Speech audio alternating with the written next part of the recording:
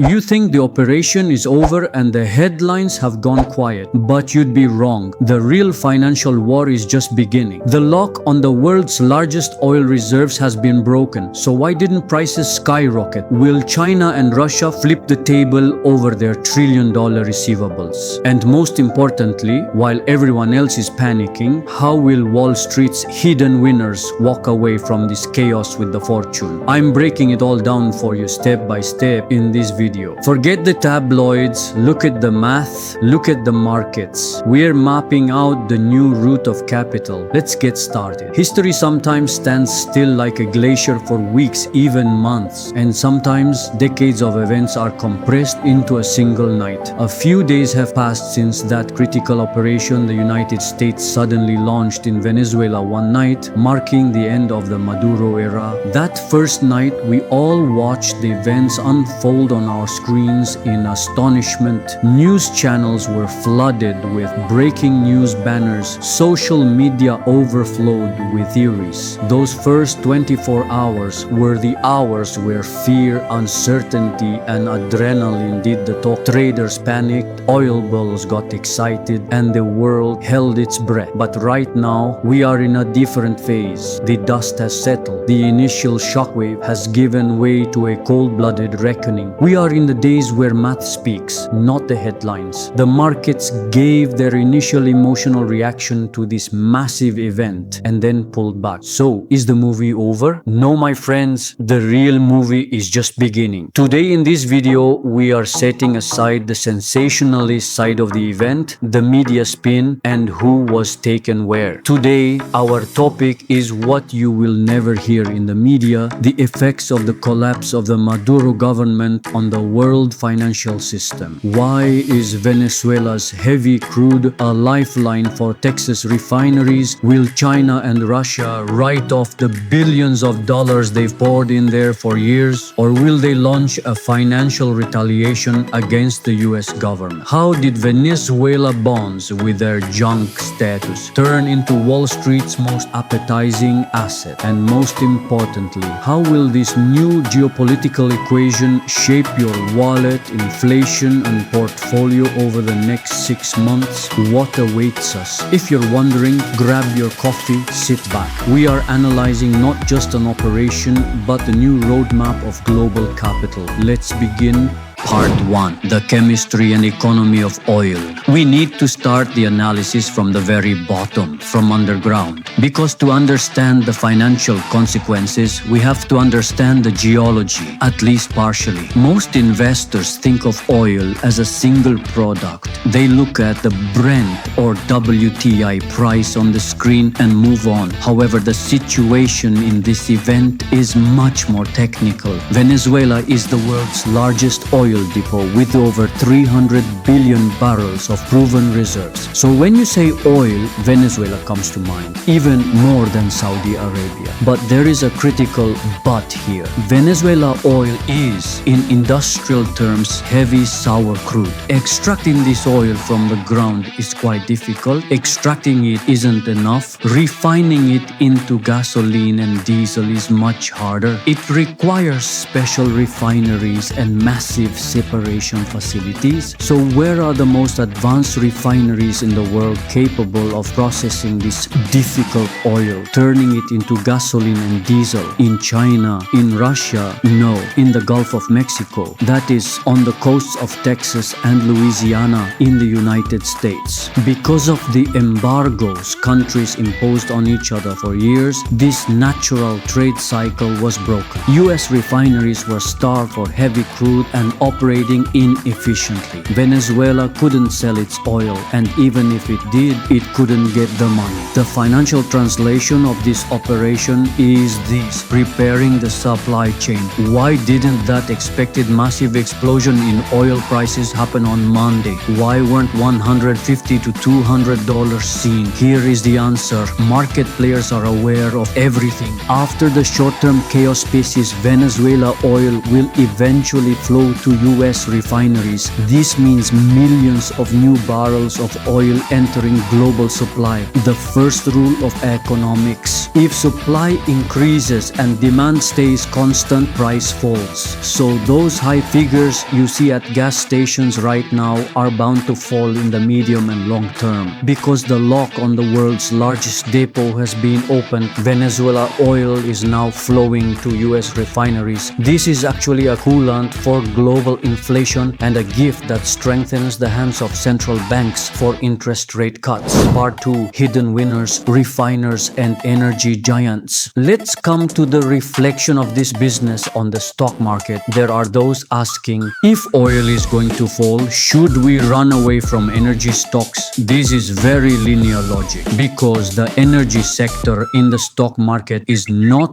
homogeneous. The real winners here won't be those extracting the oil, but the companies processing the oil. Remember that heavy crude issue I just mentioned. US refinery giants like Valero Energy, VLO, and Phillips 66, PSX. Examine the stock movements of these companies carefully. These companies will now buy their raw material, heavy crude, cheaper and easily sell it to the world. So what happens if the cost falls while the sales price remains constant? The refinery profit margin, which we call the crack spread, explodes. This is exactly where smart money is taking position right now. Another group is the services sector. Venezuela's oil company, PDVSA, has become inoperable due to years of neglect, corruption and personnel loss. Fields are rusty, pipelines are riddled with holes, pumps aren't working. Who will get that place back on its feet? Who will ensure it works again? Venezuela has no capital of its own. China and Russia are no longer in the game. Who will get the contract? Of course, American oil field service companies Halliburton, HAL, Schlumberger, SLB, and Baker Hughes, BKR. For these companies, Venezuela means a construction site that won't end for almost 10 years, a customer providing constant cash flow. If you are a long-term investor, you need to foresee the backlog increases that will be reflected in the balance sheets of these companies in the coming quarters right now. Part 3: Reconstruction and industrial stocks. But this event isn't just about oil. We are talking about returning a country to the 21st century, to the global system. In Venezuela, not just the oil wells, everything has collapsed: roads, bridges, power grids, telecommunication, infrastructure. The new administration, which is glaringly obvious, will be a US and Western-backed technocratic government, must launch an infrastructure initiative as its first order of business, and the institutions providing financing for this will of course be the IMF and the World Bank. So who will spend the money? Who will win the tenders to reactivate these collapsed systems? Here we need to turn our eyes to the industrial giants, the industrials sector. Caterpillar, CAT, the producer of those giant yellow machines, agricultural machinery giant Deere and Company, DE, and major engineering firm Fluor Corporation, FLR. The upward movement that will occur in these stocks is not just stock market speculation. It is the pricing in of a physical reality. The reconstruction of Venezuela is a massive export gateway for American heavy industry. That's why instead of getting stuck only on tech stocks like Nvidia or Apple in portfolios, allocating a share to these old economy giants can be vital for stock diversification. Part 4: Financial chess, debts, banks, and Wall Street. Now we come to the most complex part of the business, the financial world. Venezuela has become one of the largest default cases in financial history. The country has billions of dollars in debt, and for years neither principal nor interest has been paid. That's why bonds belonging to Venezuela with such a bad economy were changing hands at ridiculous figures like 5% or 10% of their nominal value in junk status in the market. But now the equation has has changed. If a new administration wants to integrate with the West, the first thing it will do is debt restructuring, meaning they have to sit down with creditors and say, my debt is my debt, but give me time, write off the interest. So who will set this table? Wall Street, of course, investment banks and consulting giants like JP Morgan, Goldman Sachs, and Lazard. The consulting fees, commissions, and amounts intermediary firms will get from this process could reach billions of dollars. Do not ignore this potential revenue when analyzing banking stocks. Even more interesting are the distressed debt funds. There are massive hedge funds that feed on these kinds of crises. As we've explained in our other video, they have been scooping up Venezuela bond for 5 cents for years. If these bonds, these junk status bonds, rise to 40 to 50 cents with restructuring, which is very likely, these funds will book mind-boggling profits like 900%, 1000%. This situation could create general interest and capital inflow into emerging markets funds. Assets of countries like Turkey, Brazil, and South Africa could also be indirectly positively affected by this wind. They could provide gains. Part 5. The Black Swan Risk. What will China and Russia do? Up to this point, we've painted a rosy picture, but is there no risk? Of course there is, and a risk too big to ignore. Two giant players with unpaid tabs are sitting at the table, China and Russia. Over the past 15 years, to keep the Maduro regime afloat, Venezuela borrowed tens of billions of dollars from China and Russia. In return, they mortgaged oil fields and mines. Now, when the US-backed new administration arrives, what will they say? There are two scenarios. First, the odious debt doctrine. There is such a concept in law. The US and Western-backed technocratic government,